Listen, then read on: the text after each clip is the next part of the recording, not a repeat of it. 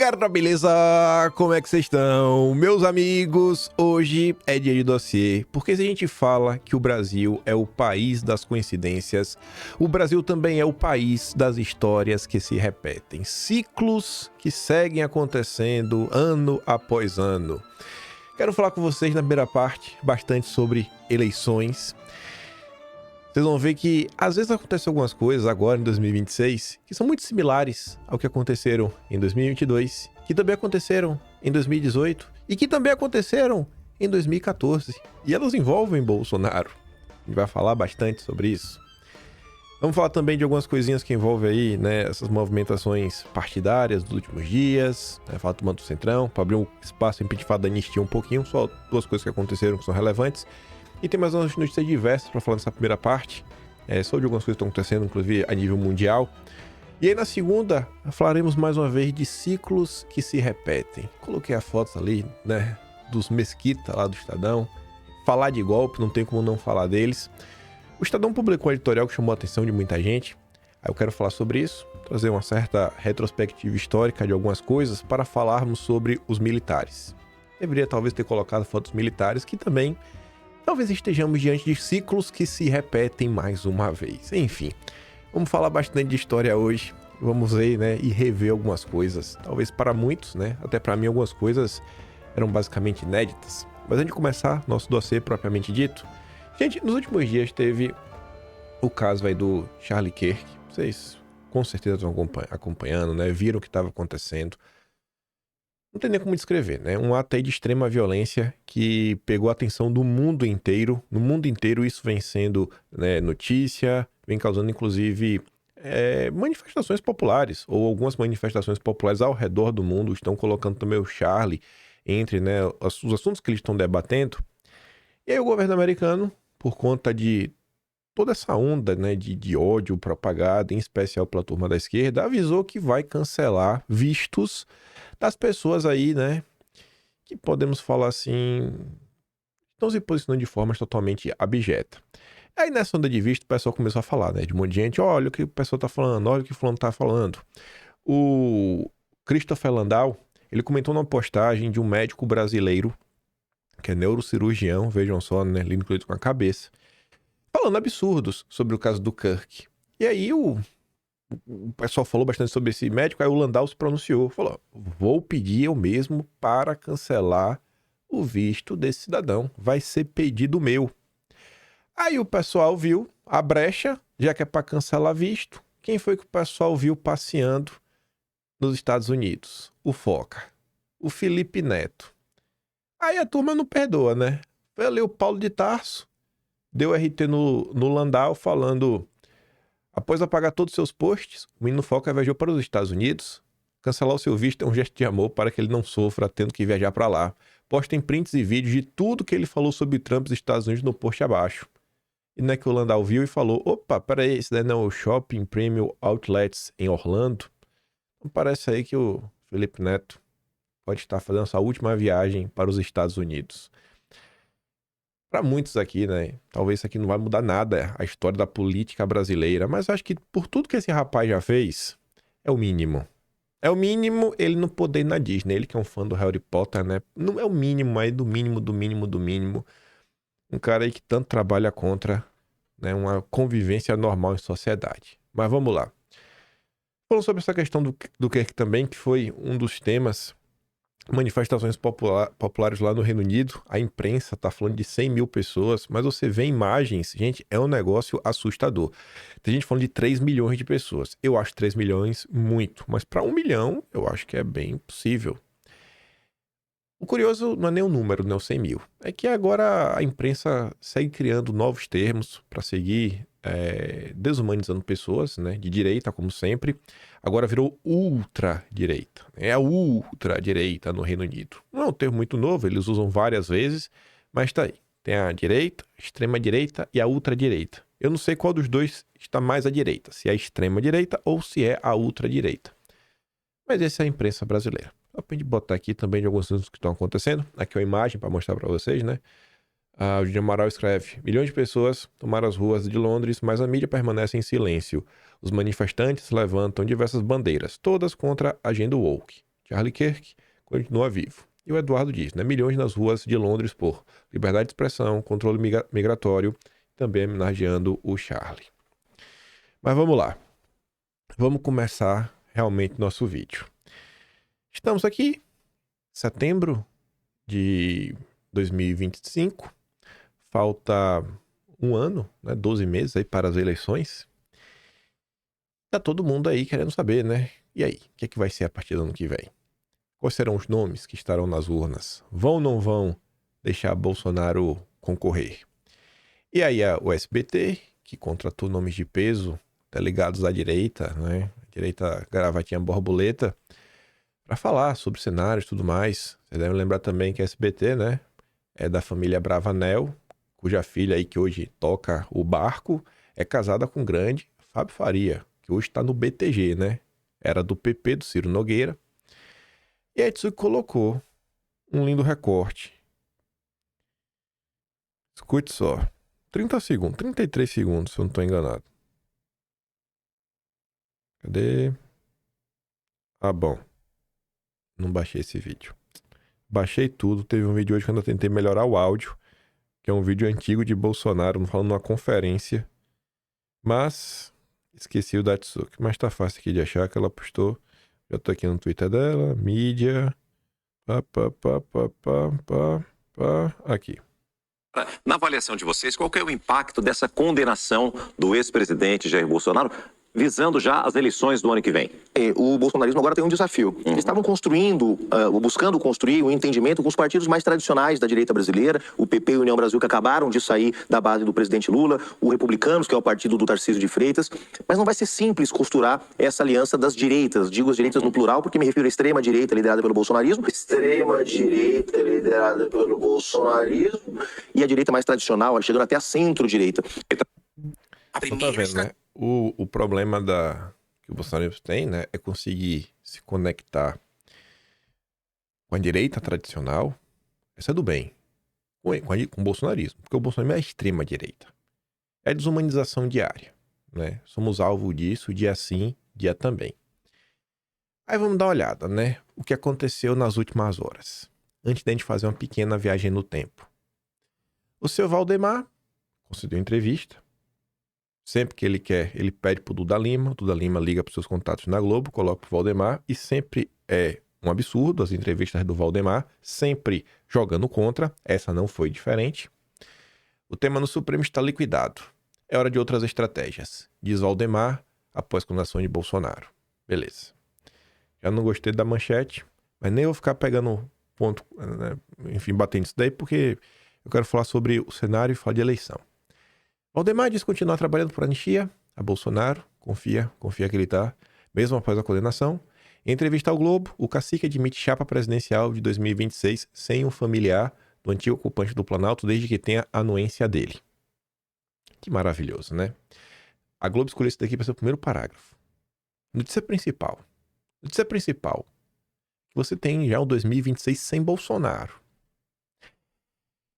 Antes de falar sobre isso, o jornalista fez a seguinte pergunta. Ô Valdemar, a união desses partidos em torno da anistia já indica uma formação de governo? Eles já estão dividindo o Brasil, né? E não só o Brasil. Os próprios estados, as secretarias estaduais, uma teitinha para todo mundo mamar. A Valdemar diz, né? Enfim, cada eleição de um nome da centro-direita em 26, o apoio à anistia já indica uma divisão dos espaços nesse caso? Eu não tenho dúvidas de que a centro-direita estará unida no ano que vem. A centro-direita vai estar unida. Bom, resta saber se a extrema-direita vai estar, né? A extrema-direita é complicada, como diz ali o SBT. Essas lideranças poderiam ter lugar de relevância no próximo governo. O Bolsonaro já mudou muito o pensamento dele nos últimos anos. Tudo vai depender do Bolsonaro, mas, Ciro Nogueira e Marcos Pereira são ótimos nomes, muito prestígio. O Ciro, rapaz, seria um ótimo vice. Eita! É a primeira fala pública de um cacique político envolto nas negociações de 2026 que coloca Ciro Nogueira como candidato a vice. O grande acordão sendo feito. À frente de todos. Maravilhoso. É preparado. Bolsonaro gosta dele. Aí depois o jornalista continua. Eduardo está fora do país. Michele reforça que deve candidatar ao Senado pelo Distrito Federal e Flávio pelo Rio. Hoje, vê maior chance de a chapa não ter o sobrenome Bolsonaro? E Valdemar dessa resposta à época. Tem chance, sim, de a chapa não ter o nome do Bolsonaro, mas tudo dependerá dele, caso não possa ser candidato. Essa segunda parte é pura baboseira. Vai depender dele, da anuência dele, disso, daquilo, outro. O cara que não pode sair de casa, não pode articular, não pode fazer nada, só vai lá quem a justiça permite. O Ciro Nogueira foi o primeiro a poder ir lá, né? O Alexandre liberou logo o Ciro Nogueira a primeira visita. Gente, olha só. Pense comigo. Se você fosse o Valdemar, se você tivesse sentado no maior fundo eleitoral deste país, se você tivesse, né, no seu partido, o maior líder de um bloco político, que é Bolsonaro. Quando o jornalista te pergunta isso, se você quer fortalecer o seu grupo, o seu partido, você daria uma resposta dessa? Porque eu não daria. Eu falaria assim, rapaz, eu acho muito difícil não ter o sobrenome Bolsonaro. Como que a maior liderança política não vai continuar na política? E digo mais, eu não vejo nem chance de ter uma chapa presidencial que não pelo nosso partido, porque é o partido do Bolsonaro. Eu daria uma resposta como essa. Se o interesse fosse ajudar o grupo político de Bolsonaro. Você acha que Valdemar, com todos esses anos na Costa, né? Valdemar da Costa Neto, vários anos na Costa, você acha que essa resposta dele aqui é uma resposta inocente? Logo do Valdemar? Aí continua. De madrugada hoje, a Globo disse: Centrão pressiona Bolsonaro para apontar sucessor de fora da família antes de prisão em regime fechado. Eu vou falando pra você, né? Dia sim, dia também. Eu vou colocando muitas coisas como possibilidades. Porque tem coisa que eu não gosto de falar que eu não posso provar. Então, se eu não posso provar, eu não falo. Mas eu falo, gente, olha lá, né? Imagina, será que não tá lá o cara falando Bolsonaro? Olha, pense bem em Bolsonaro, e que você vai indicar, Bolsonaro, se você escolher errado, Bolsonaro. Essa pressão, pessoal, não começou hoje. Essa pressão já tá rolando há muito tempo mesmo. Enfim, ala oposicionista do Centrão, tradução. Rueda, Ciro Nogueira, Marcos Pereira, aumentou a pressão sobre Bolsonaro por uma definição do candidato da direita para enfrentar Lula em 2026. A articulação também tem feito o governador de São Paulo, o Cadeirudo, se movimentar. Parlamentares próximos ao ex-presidente esperam que nos próximos dias ele dê recados mais claros sobre a sucessão. Vai fazer uma live para avisar pra gente? Como é que vai ser esse recado? Vai ser através de quem? Enquanto ainda está em prisão domiciliar. Em paralelo, dirigentes de sigla do Centrão atuam para construir uma candidatura presidencial da direita que não inclua ninguém da família Bolsonaro. O que Valdemar está externando, colocando como possibilidade... mas só se Bolsonaro deixar. Não é só se Bolsonaro deixar, gente. O Ebert, lá do Quinto...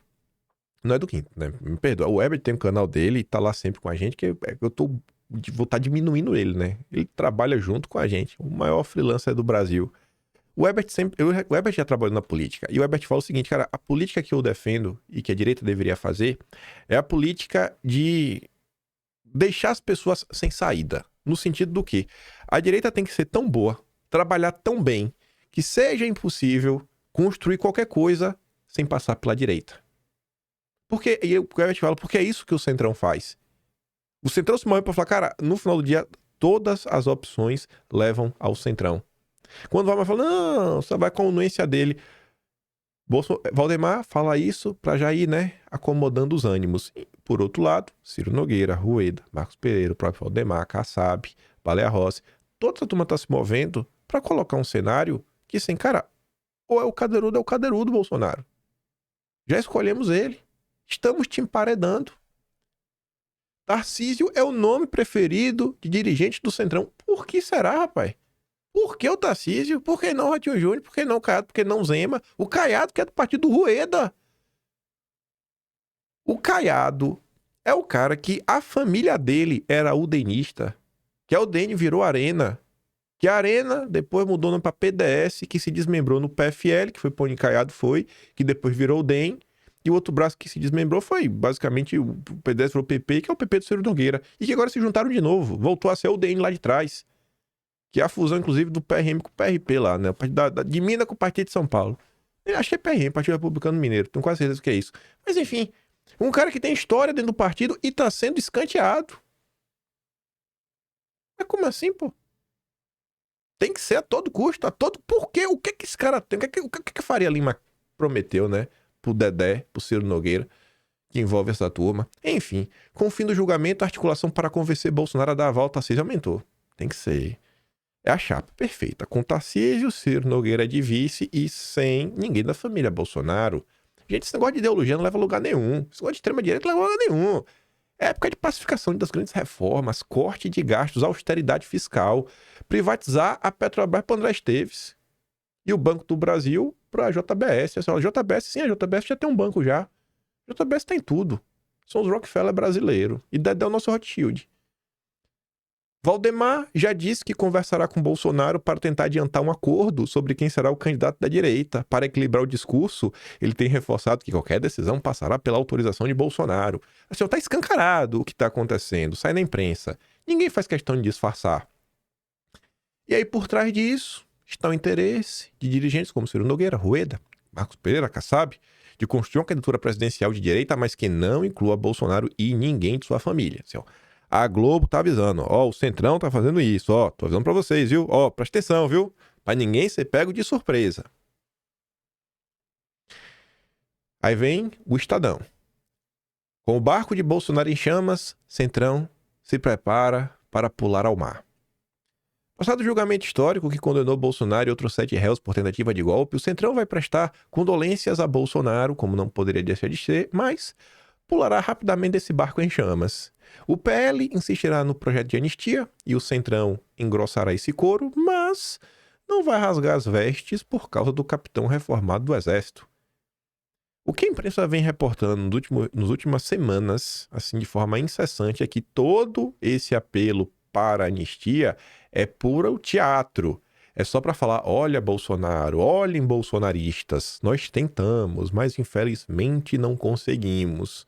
Então votem na gente, que a gente não é traidor. A gente só não conseguiu, viu? Mas estamos aqui. Não tem realmente assim um empenho real de querer passar isso. Na prática, o grupo que dá as cartas no Congresso quer mesmo é definir até o fim do ano quem vai ser o desafiante do Lula na eleição de 26 para começar a preparar as armas do duelo. No cenário de hoje, Cadeirudo desponta como o queridinho dessa turma. Favorito a novo mandato no Planalto dos Bandeirantes, Tarcísio não deixará o cargo em abril de 2026 para disputar o Planalto se não tiver essa garantia de que Bolsonaro vai apoiar ele e que é isso aí mesmo, que ele é o candidato. Não vai arriscar, né? Outro nome cogitado é o Ratinho Júnior, que fez a administração aprovada por mais de 80% dos eleitores, de acordo com as pesquisas. De qualquer forma, mesmo sem Bolsonaro no páreo, não há sinais de que a divisão do país esteja com os dias contados. O grande problema... Deixa eu ver, peraí. É aqui mesmo.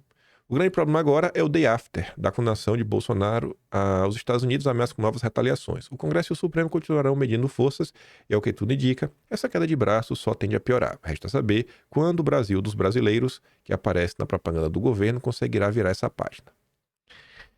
Aí vem o Caio Junqueira, lá na CNN. Análise.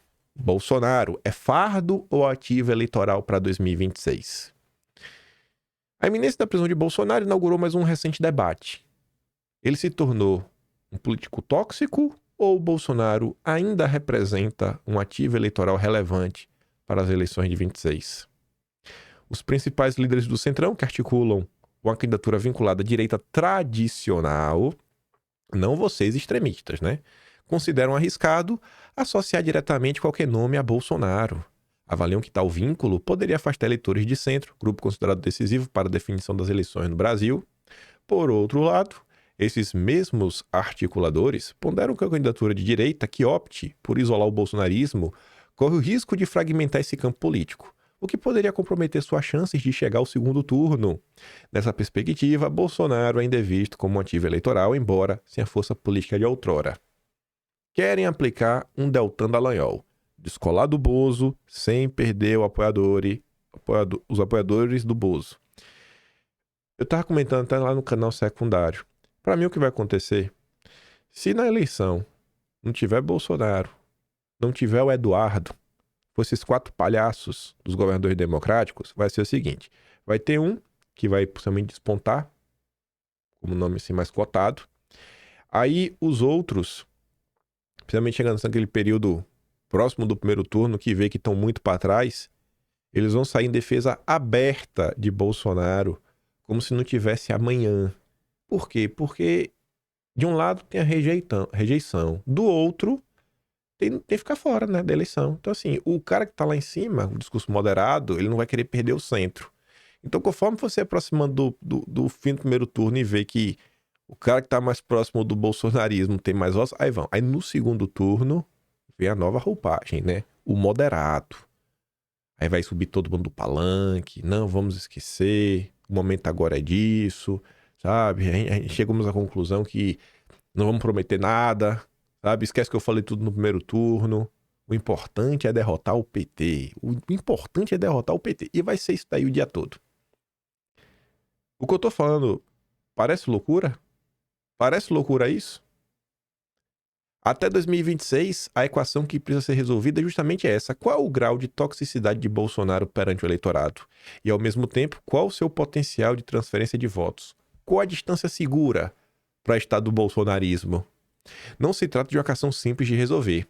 E o fato de, passadas 24 horas do julgamento, nada de substancial ter mudado no cenário político, apenas reforça uma constatação. A política brasileira continua sendo imprevisível e marcada pela incerteza. Aí você vê toda essa situação, né? E aí eu lembrei, rapaz, de uma thread que eu tinha visto dias atrás, que você vê, gente, o que está acontecendo agora? Essa movimentação do Centrão contra Bolsonaro não é algo novo. Não é algo novo mesmo. E não é que o Centrão ficou contra Bolsonaro em 2018, que ficou. Estavam apoiando Alckmin. Outra parte estava apoiando Meirelles.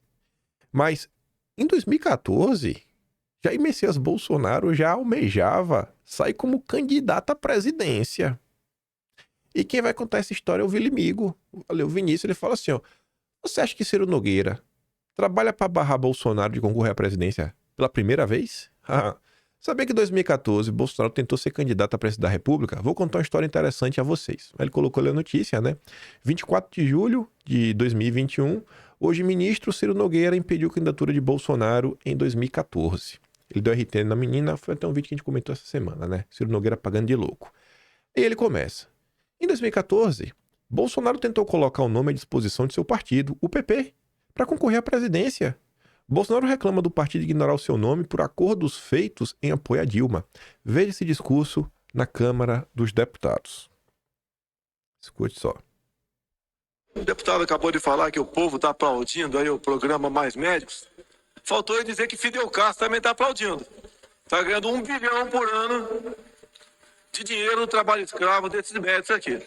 E se fossem os médicos tão bons, Dilma Rousseff podia dar exemplo. Né? Em vez de ir no Ciro Libanês, bote meia dúzia para atendê-la aqui no Palácio do Planalto. Aqui. Agora, senhor presidente, um recado rápido que eu quero dar aqui. Dia 25, meu partido realizará convenções aqui em Brasília, especificamente na questão aí para a presidente da República. Eu postulei meu nome, eu sei por quê, mas não posso falar, porque a maioria do meu partido quer apoiar a reeleição de Dilma Rousseff. Infelizmente, não posso falar, senhor presidente. Sei o porquê.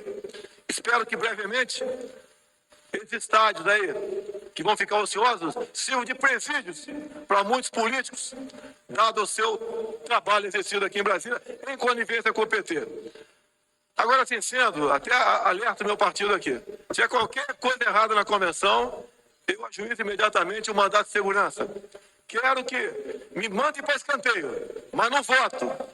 E não voto numa votação simbólica armada para apoiar a reeleição de Dilma Rousseff. Eu quero perguntar para meus deputados do PP, por que apoiar Dilma Rousseff? Porque ela tem combatido a corrupção ou ela faz parte do governo mais corrupto da história do Brasil? Por que apoiar Dilma Rousseff se em seu governo nós temos aqui a maior taxa de violência em nosso país?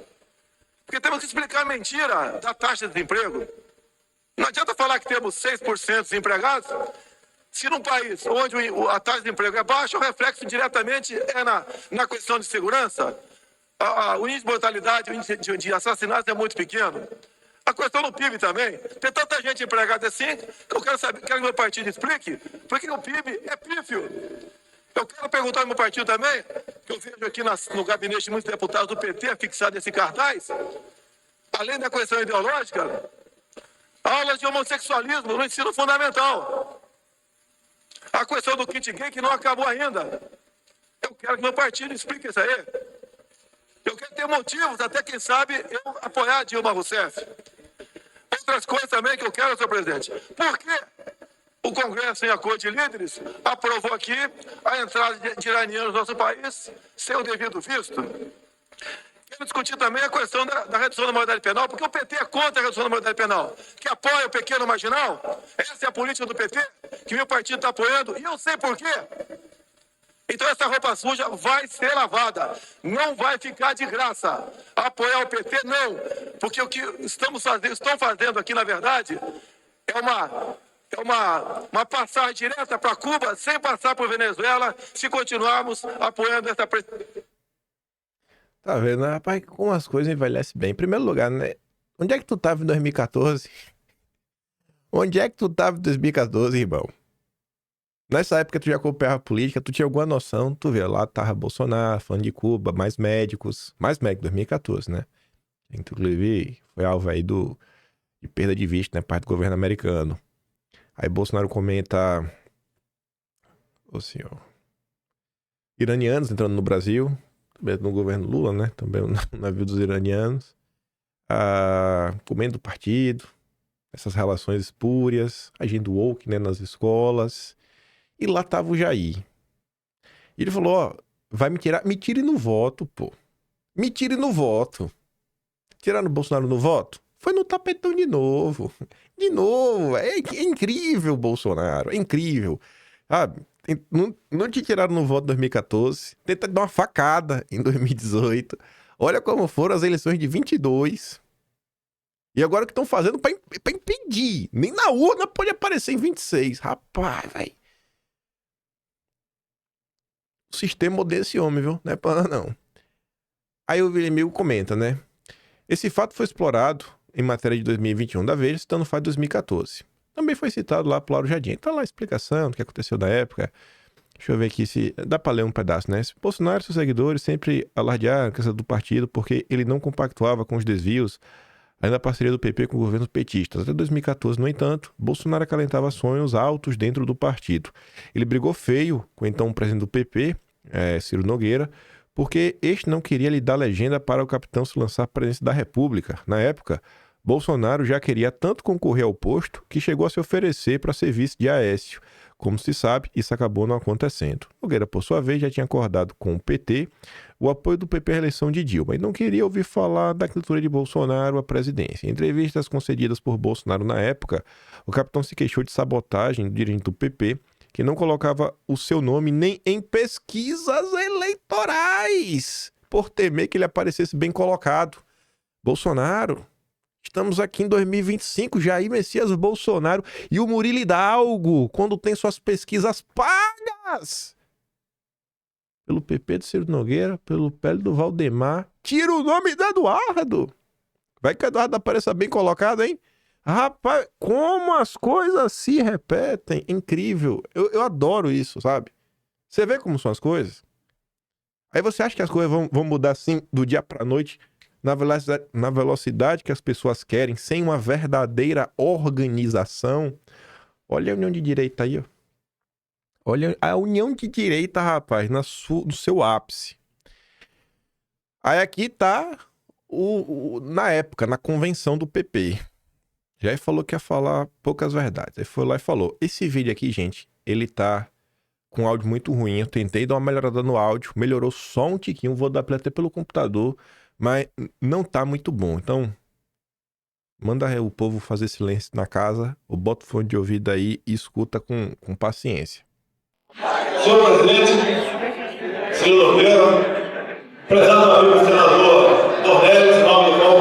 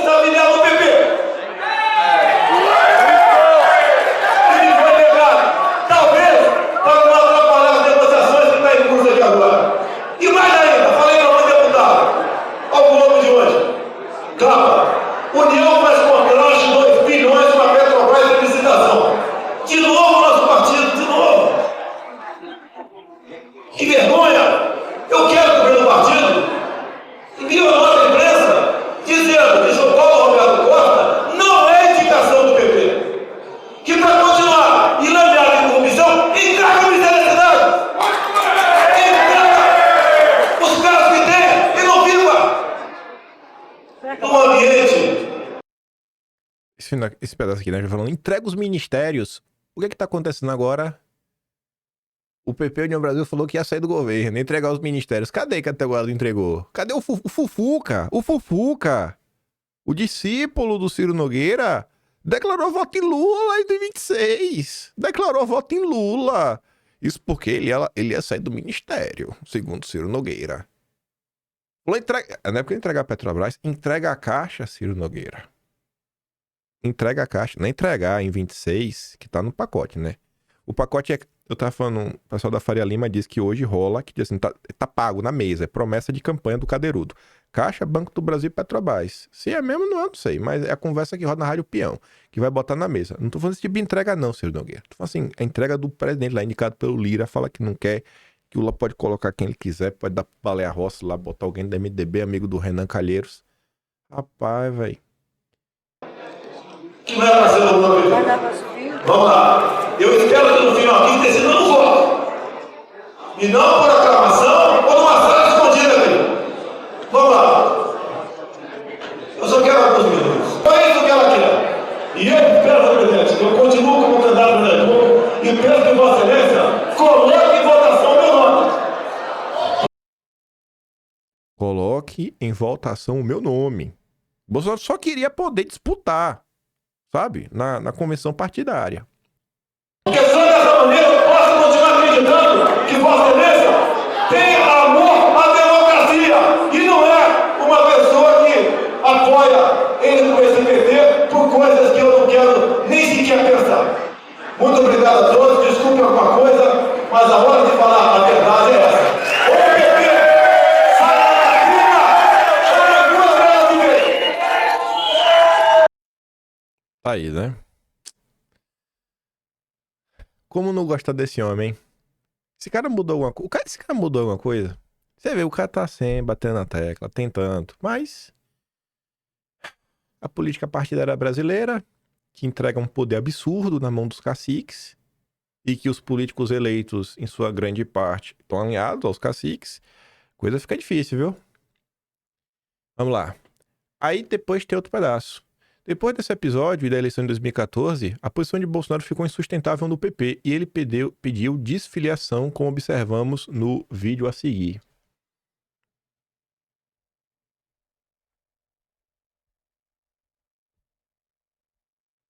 Pera aí.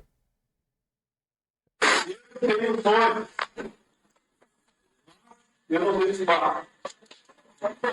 Eu agradeço muito que alguns falaram aqui, uma fala do presidente Nogueira. Eu não vou agradecer de perdoe o senador Francisco Bernardes, é quase que um pai para mim. Eu com muita coisa no coração. Quase que um largo nos olhos. Só que eu mostro que o sonho interrompido, que meu sonho é o Brasil, não é o partido. Eu grato humildemente ao deputado, senador Ciro Nogueira. Sem quero levantar e manter a minha admiração do Partido Progressista. Eu que faço a Vossa Excelência com muito bom coração e peço que Vossa Excelência, os senhores aqui, reiterem esse sentido, para que não caso de sonho de alguém que sonha, como muito aqui, o Brasil melhor a todo mundo. Obrigado, Caralho, esse arrepiou, viu? Nossa, velho. Pô, Bolsonaro. Caralho, viu, bicho? Tu é um... Tá louco, velho. Me pegou agora, viu? Não é partido, não, é pelo Brasil, velho. Me deixa sair, velho. Me deixa sair. Fala aí, gente. Rapaz, pós 2014, sabe? Não tinha direita, não tinha nada. Não tinha nada, velho. Não tem dinheiro, tu não tem ninguém. Tu tá querendo comprar um problema, né? Tu às vezes pode ser o maluquinho da praça. Não, eu vou, velho. É isso aí. Me deixa sair. Vou ficar sem partido mesmo. Governou sem partido. 3 anos. Não sei se deu 3 anos. Bolsonaro meio que sai do PSL em 2019 e fim de 21 vai pro PL e fica esse tempo todo basicamente sem nada. Acho que nunca na história desse país, eu acho, achismo meu, mas para uma nova república, eu acho que nenhum presidente governou sem partido. Não é que o Bolsonaro não tinha base no Congresso, o Bolsonaro não tinha nem o próprio partido. O cara não tinha nem o próprio partido. Esse era o cenário, que muita gente não leva em consideração. As pessoas olham pro Brasil como se não, tivesse tudo dado, tudo na mesa, como se não tivesse que matar um leão por dia, como se o problema fosse, lá Bolsonaro, né? Oh, meu Deus, prometeu e não fez o que tinha que fazer, não ouviu os conselhos de Olavo. Aí você pergunta, isso é o povo que adora usar o Olavo de Carvalho só pra criticar Bolsonaro. Você pergunta, irmão, mas era pra ter feito o quê? Me explica aí. O que era pra ter feito? Tinha que acabar com seus inimigos, tá? Mas acabar como? Me diz aí. Qual era o caminho? E foi lá, né? E tu vê, gente, a mesma coisa que tá acontecendo agora. E lá atrás, né, tem que se unir em torno do Aécio, que é o antipetismo. Em 2014, 18, essa turma foi com o Alckmin. Tá ali, né? Bolsonaro pede desfiliação do PP, só notícia da época. O deputado Jair Bolsonaro pediu desfiliação durante a reunião, que deverá reeleger Ciro Nogueira, presidente da legenda. A convenção começou na manhã desta terça. Bolsonaro disse durante o encontro que tem sonhos políticos, mas não tem condição de realizadas no PP. A executiva do partido no Rio Grande do Sul pediu que todos os dirigentes que tenham envolvimento na Operação Lava Jato deixem suas funções. No entanto, isso não deve ocorrer, já que Ciro é um dos investigados. É igual agora. A sigla pede entreguem seus ministérios, mas ninguém vai entregar. Fufuca tá declarando voto no Lula. Bolsonaro alimentava o sonho da presidência e sabia que se dependesse de Ciro Nogueira isso jamais seria realizado. Todos lembramos que no primeiro turno ele estava com Geraldo Alckmin. Aí tá ali, né? Apesar de apoios pontuais a Bolsonaro, PP anuncia neutralidade. Ana Amélia, candidata a vice de Alckmin, e Diretório Gaúcho na sigla, apoiarão Bolsonaro. Assim como Tucano, candidato ao governo do Rio Grande do Sul. Mesmo no segundo turno, Bolsonaro não pôde contar com o apoio de Ciro Nogueira, que preferiu a neutralidade. Nem no segundo turno. Bolsonaro foi o erro, sabe assim, o Brasil nunca errou tanto, o sistema nunca errou tanto, sabe? Porque eles tentaram de tudo e o povo foi lá e derrotou. Quando viu que não tinha que fazer, tentaram matar e ele sobreviveu. Bolsonaro é o erro e tem gente que não reconhece isso e quer me fazer engolir governador democrático. Aí eu pergunto pra vocês, o Brasil é ou não é cíclico? Tá ou não tá repetindo a mesma porcaria? Aconteceu em 2014, aconteceu em 2018, aconteceu em 2022, está acontecendo agora de novo em 2026. Ou a direita brasileira realmente entende que assim, cara, aliado é aliado. União de direita é vagabundo. É tudo parasita oportunista, que só quer sugar e não entrega nada. Quem quer se unir já tá unido, isso é óbvio. Anda junto. Isso daqui é só oportunismo, pô. Mas vamos lá. Vamos seguir relembrando um pouco do passado. Mas antes, pegando um gancho da anistia, perfil que o Planalto espera para a relatoria da anistia. O governo... Essa matéria é curiosa, porque, apesar de trabalhar para impedir o avanço da anistia, integrantes do governo Lula e parlamentares governistas já admitem que a urgência do projeto deve ser votada na próxima semana. Então, parece aí que tem algum clima de colocar alguma coisa na mesa. Não se sabe o quê. Diante disso, governistas já esperam que Hugo Mota anuncie em breve o nome do deputado que relatará a proposta diretamente no plenário. O Planalto espera que Mota escolha um parlamentar do Centrão como relator. Aí a disputa parece que está entre Tião Medeiros, que é do PP, do Ciro Nogueira, do Paraná, e Lafayette Andrada, do Republicanos de Minas. O Tião é o nome do Lira. E o Lafayette é o nome do próprio Hugo Mota. Para onde vai, não sei. Obviamente que o bolsonarismo, que é o nome do bolsonarismo, né? Para garantir um texto realmente que faça sentido. Aí... Hoje, o veículo mais golpista deste país, o Estadão, vem lá, um roteiro para a pacificação do país. O que é que o Estadão vai falar? Que não é para ter anistia, que é só para o Supremo voltar para a casinha que vai dar tudo certo. E aí de quem lutar pela anistia. Mas enfim, a pacificação do país depende do respeito à Constituição, da aplicação das leis, do fortalecimento das instituições, diz Moraes. Nós precisamos de pacificação e o Congresso pode fazer gestos por essa pacificação. Quem diz isso? O Tarcísio. Enfim, e essa pacificação, segundo a qual a anistia a Bolsonaro terá o condão de pacificar o Brasil. Mas por estradão, né, com muito momento de tensão observados na história brasileira, fala-se muito em pacificação, união, solução política, como uma forma de mudar um estado de crispação, virulência e conflito institucional. Mas admitindo que seja necessário pacificar o país, que não é. O país está muito calmo. O que de resto é discutível, erra quem pensa que essa pacificação virá com anistia. E erra também quem acredita que a pacificação se resume à punição dos inconformados com a democracia. Respeito à lei e às instituições é sem dúvida a primeira exigência. O país precisa de forças políticas que parem de desmoralizar a justiça, o sistema político e as eleições. Mas quem é que faz isso? Se não é a própria classe política inteira, as próprias instituições não se autodesmoralizam. Mas enfim, a paz social requer o compromisso de aceitar o pluralismo político. O Estadão, que não aceita o bolsonarismo. A Folha de São Paulo, que não aceita. O SBT, que não aceita. Que todo mundo é extremista. Aí vocês querem falar de pluralismo? O Brasil precisa se afastar de lideranças que alimentam ódio a outras identidades políticas e criam uma atmosfera de cisão e desencanto. É o que o Estadão faz. Bolsonaro e Lula, sabemos, foram pródigos em discursos divisivos, tipos de quem deseja governar apenas para a própria patota ideológica. Nem Lula nem Bolsonaro. O candidato de sistema. Será preciso também despolitizar o Supremo. Não é de hoje que a Corte tem sido percebida como centro de ação política. Mas o Judiciário não pode ser arena política e o ministro do Supremo não podem ser políticos que disputam espaços no debate público.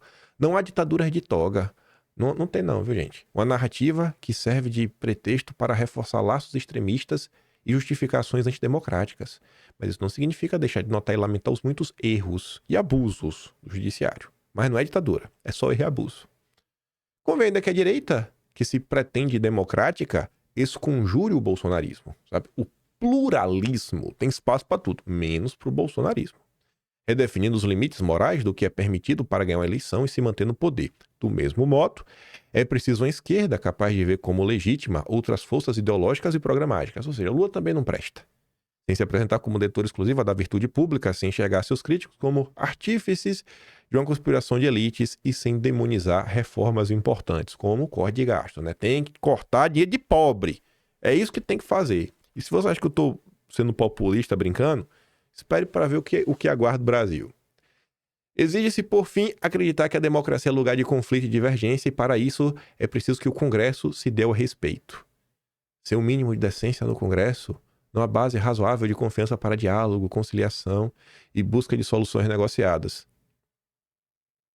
Tu acha, de coração, deixa teu lado bolsonarista de lado. Não deixe seu lado extremista falar mais alto. Seu lado mais isento possível. Você acha que as coisas no Brasil deixam de andar porque não tem diálogo?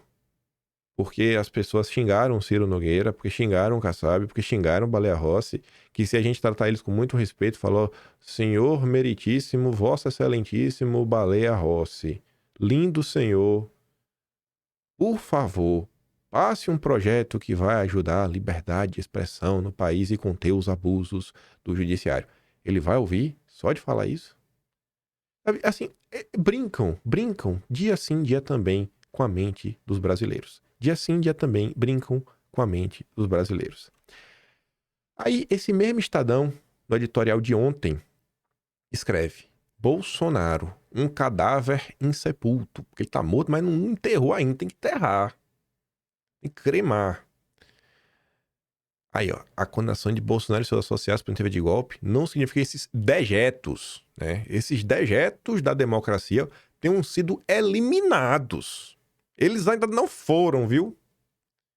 O Adélio não terminou o serviço. Pelo contrário, sob inspiração de Bolsonaro, um cadáver político insepulto, convertido agora numa espécie de auxílio da direita reacionária nacional, a tropa liberticida pretende continuar a atazanar os brasileiros, criando sucessivas crises institucionais, prejudicando o Brasil com o objetivo último de desmoralizar a democracia. Aí diz, né, o editorial longo, cheio de bosta, aí fala: cabe aos partidos que se autoproclamam conservadores e liberais democratas.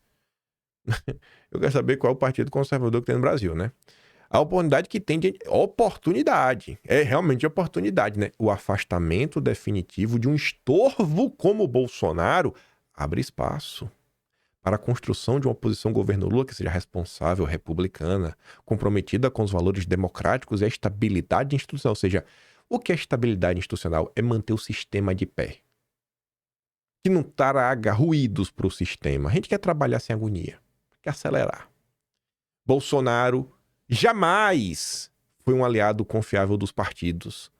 Sua trajetória demonstra o desprezo pela vida partidária. Essa frase aqui, com aquela fala de Bolsonaro, né? Não tem um partido, é pelo Brasil. Sabe, você vê como as coisas encaixam, né? Eu tinha visto aquela thread em alguns dias, mas Só hoje bateu o estado na minha cabeça, que até foi dia 9. Fiquei aquilo na cabeça, né? Fiquei olhando assim, a notícia se encaixa. Tudo tem seu momento, tudo tem sua hora.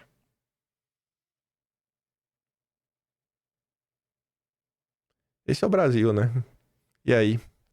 Vocês preferem um político como Bolsonaro, que não liga pros partidos? Ou você prefere o Ciro Nogueira? Sua trajetória demonstra o desprezo pela vida partidária. Sim, Bolsonaro nunca colocou o partido acima da agenda. Nunca colocou o partido acima da agenda, nunca rejeitou, nunca negou a própria ideologia. Sempre deixou claro que ele defendia. Nunca teve medo de desagradar. Nem o povão, né? Nem o povão Bolsonaro tinha medo de desagradar. Falava o que ele pensava. Mas é errado. Aí que a gente entra no ponto, né? Não é estranho, né? É bem recorrente ver comentários assim. O Silvio Navarro fala o seguinte, né? O que leva o jornal mais tradicional do país a fazer isso? Militância? Dinheiro do governo? Ou só um idiota no teclado sem supervisão? Nenhuma dessas opções, Silvio. E esse é o ponto, gente. A gente tem que entender quem são as pessoas do tabuleiro político. Da mesma forma que estamos falando aqui do Valdemar, do Kassab, do Ciro Nogueira. Você conheceu o passado dessas pessoas, conheceu o passado de Bolsonaro. Você tem que saber, cara, o que é o Estadão, o que é o editorial, o que é um artigo de opinião. Quem que escreve editorial? O editorial é a opinião do CNPJ, é a opinião dos donos do jornal. Nenhum estagiário escreve editorial. Passa pelo crivo dos donos do jornal. E é o mesquitismo, o golpismo tal do DNA. E hoje em dia, com o novo pai dos burros, né, que é o ChatGPT, não fica nem difícil de descobrir assim rápido, né? Por que o Estadão faz isso? Eu lá e perguntei, né? Ô GPT, tudo bem? Eu vou perguntar tudo bem, né? Porque vai que um dia a máquina ganhe vida, ela vai lembrar que eu dava bom dia e perguntava se ela estava bem. Mas enfim, com base nos dossiês e materiais do Kim Paim, juntamente com estudos acadêmicos e livros de história, explique por que o jornal Estado de São Paulo, né, o Estadão, não é apenas um veículo de imprensa, mas uma peça do sistema que controla o Brasil, um veículo já criado para dar o golpe no Império e que a família Mesquita participou dos mais diversos golpes da história do país. Aí ele fala, tudo bem, vamos ao ponto. Vou explicar de forma direta e documentada porque muitos historiadores e pesquisadores tratam o Estadão não só como um jornal, mas como uma peça integrada à máquina política e econômica do país, uma instituição que desde o fim do Império tem agido como ator político, com ligações estreitas à elite paulista, a família Mesquita, né? Influência editorial persistente e posicionamentos que, em momentos-chave, ajudaram a legitimar rupturas autoritárias. Quem é que passou pano aí pro judiciário a vida toda? Foi ou não foi o Estadão? Quem inventou o termo gabinete do ódio? Foi ou não foi o Estadão? Matéria de Vera Rosa, setembro de 2019.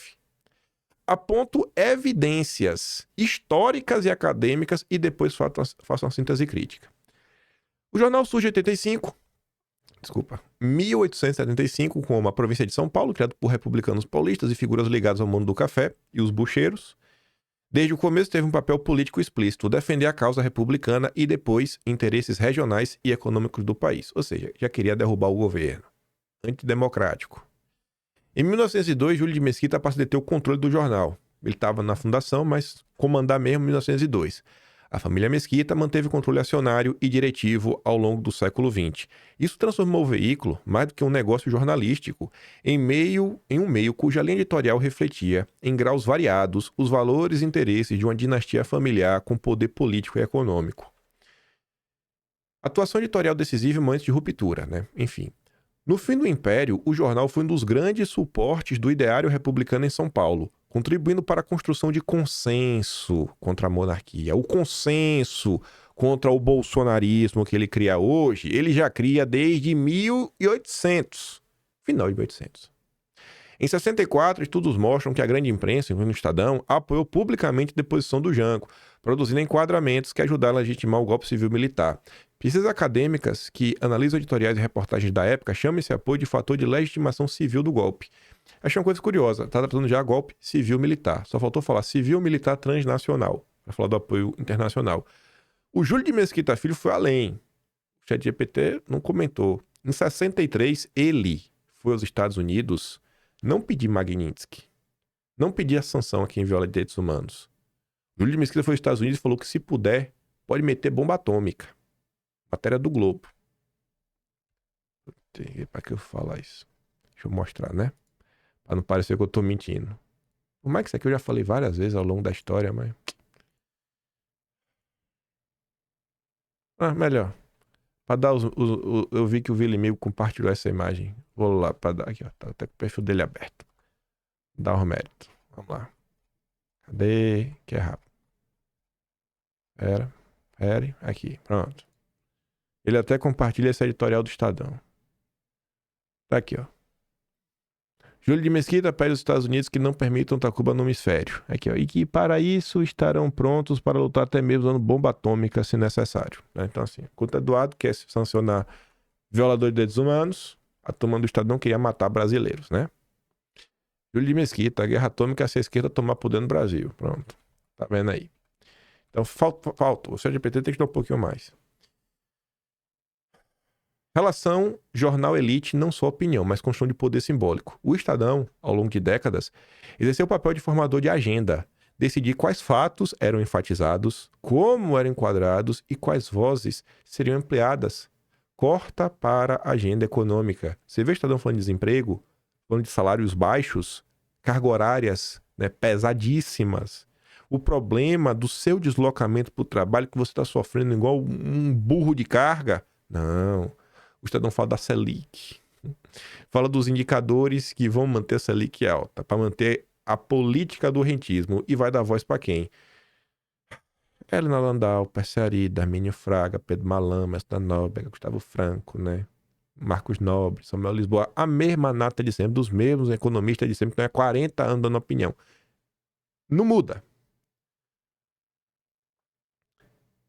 Quando um grande jornal com propriedade concentrada adota uma linha política, apoiando ou atacando governos, reformas ou movimentos, isso atua como instrumento prático de poder, influência sobre elites, opinião pública, outros meios e atores econômicos. Estudos sobre concentração de mídia e o papel da imprensa nos processos políticos discutem exatamente essa dinâmica. Complexidade. Apoio não é monolítico e a atuação mudou com o tempo. Importante. O papel editorial do Estadão não foi imutável, nem sempre unificado. Na verdade, foi. E eu vou explicar essa resposta. Por exemplo, há momentos que o jornal tensionou os militares quando discordou da perpetuação do regime e houve variações editoriais internas. Mas essas variações não invalidam o fato de que, institucionalmente, o jornal teve repetidas ocasiões em que suas posições favoreceram projetos políticos autoritários ou interesses oligárquicos. O jornal não tensionou com os militares. Ele fala, não, porque primeiro apoiou o golpe e depois desapoiou. Não. O Estadão não apoiou. O que o Estadão apoiou, ele só mudou quando foi traído. Porque o plano era, e Júlio de Mesquita falou isso, gente, foi publicado em 63. Assiste aqui a playlist Araci 1. Foi publicado na imprensa e deixou claro, ó, a gente vai fazer isso, eles vão passar um aninho só no governo e vão devolver o poder para nós.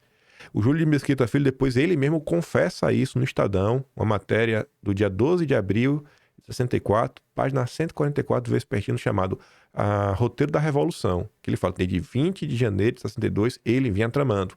E o plano era, passa só um ano, só o governo Castelo Branco e devolve o poder.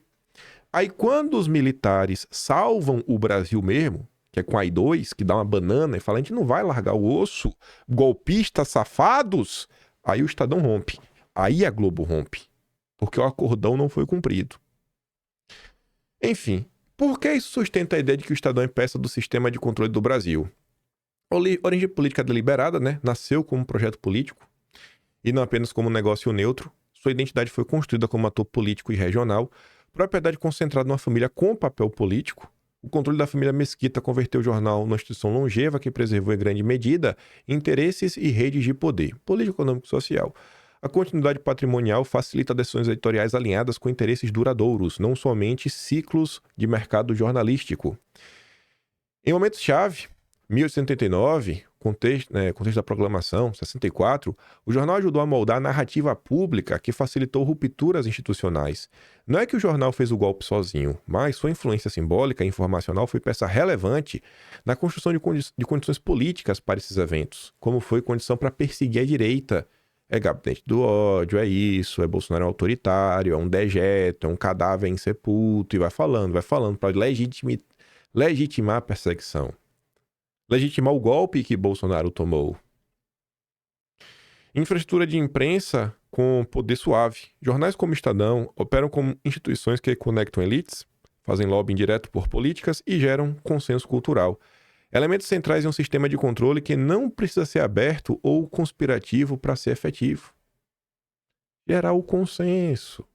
Então assim, o que faz um jornal como esse? Não é um jornal como esse, é o jornal mais golpista deste país. É o jornal mais velho deste país. São 150 anos.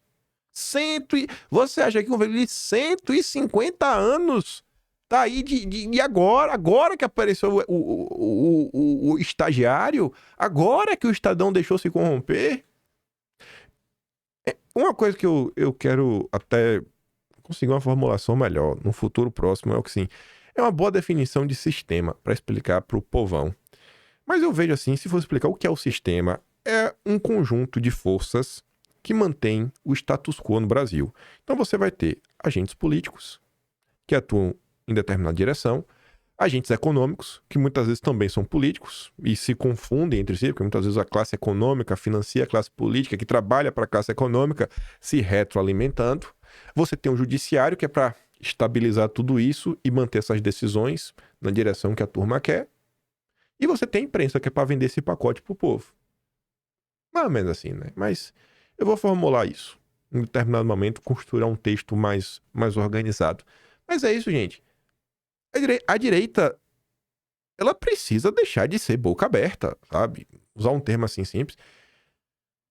Deixar de ser boca aberta, né? Não vou ficar ofendendo a direita.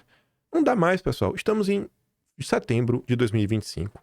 As pessoas parecem ter repulsa pela história do país. As pessoas muitas vezes se amarram em dogmas inquestionáveis, jamais se abrem a qualquer tipo de questionamento. É assim, acabou, porque não sabe nem o porquê ela está defendendo determinada posição. Diversas vezes tomam posições puramente emocionais. Não, eu tô por aqui porque fulano é bonito. Porque fulano lavou minha alma.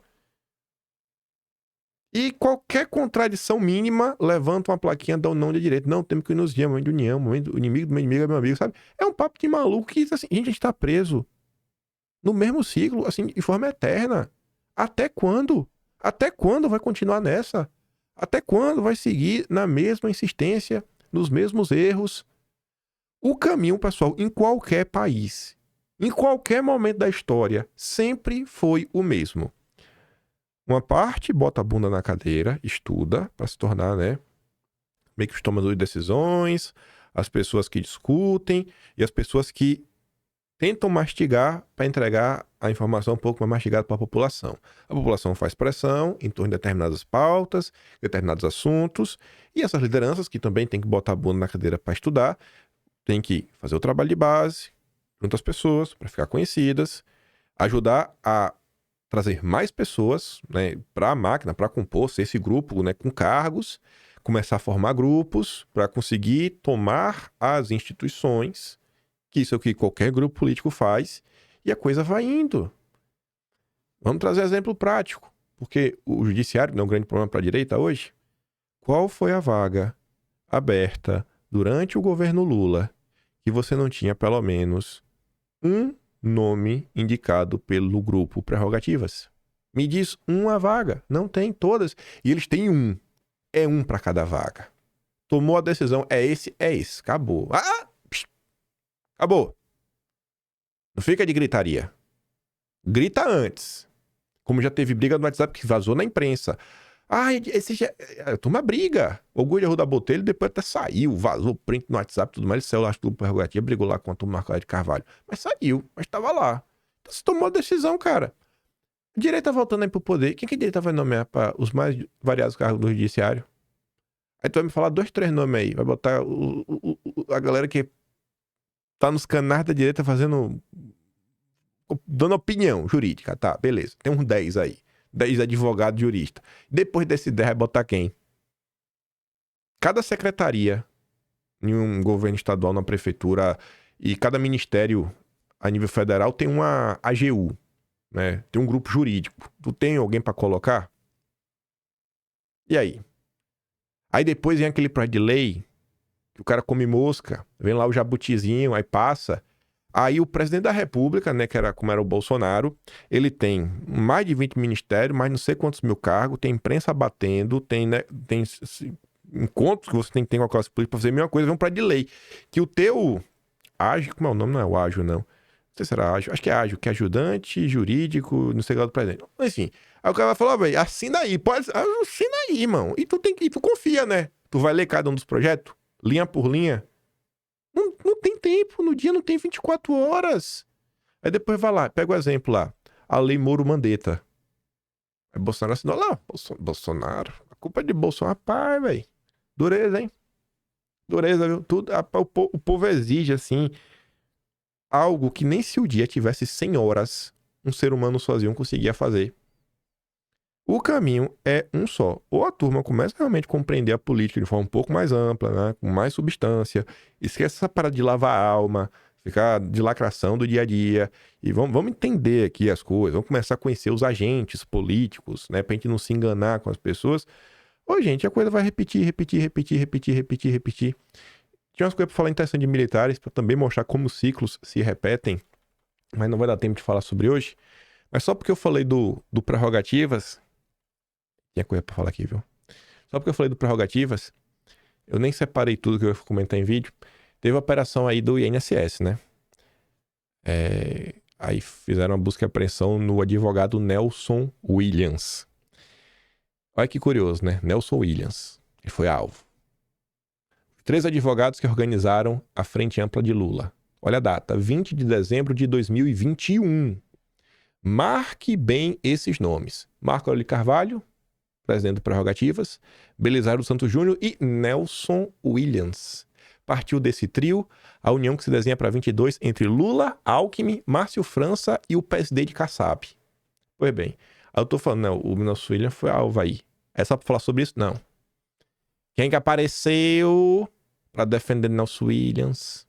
Líder do Prerrogativas. Critica a exposição de advogado em operação. Marco Aurélio Carvalho, coordenador do Prerrogativas, criticou o que avaliou como exposição desnecessária do advogado Nelson Williams. Ah, Brasil! Ah, Brasil brasileiro! Olha lá, né? Ó, defendendo o amigo, né? O parceiro, o amiguinho.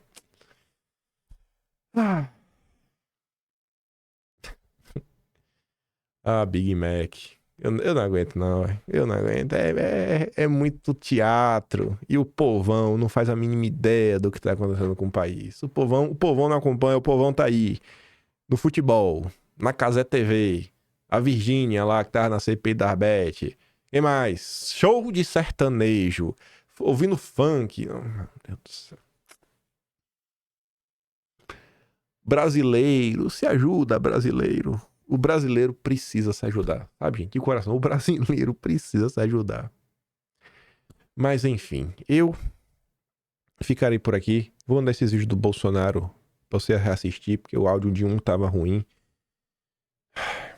Tem jeito não, pô. É o Jair Messias... Não tem... Igual o Messias Bolsonaro, não tem. Nem o Eduardo. Porque o Jair foi na unha. Literalmente na unha. Apostou tudo. Foi lá e fez. O cara construiu essa direita que tá aí. Construiu. Na unha. E aí quer me falar de governador não antipetismo, o momento de união. Ó, união. Tô vendo aí o Jair sendo destruído. A olhos nus pra todo. Olha o tratamento que dão pra Bolsonaro, gente. Olha como estão tratando o Bolsonaro. E fica aí. Ai, meu Deus. Penas excessivas. Não sabe nem pra comentar e fingir que se importam com o Bolsonaro. O povo se importa. Só sobrou vocês. Como sempre, só tinha vocês, o povo. A vida toda. Só o que estava realmente lá do Bolsonaro, porque deve é os filhos e o povo. Os filhos e o povo. Mas já falei demais. Como eu sempre digo, quer apoiar um pouquinho mais, passando no canal, tem um Tony Valeu, tem um Patreon na descrição e tem um Atlas Brasileiro, quimpan.com.br. Se não votou em mim, não é best, vote. Primeiro link da descrição. E vejo vocês amanhã. Aquele grande beijo e abraço. Tamo juntos. Valeu, meus amigos. Fui.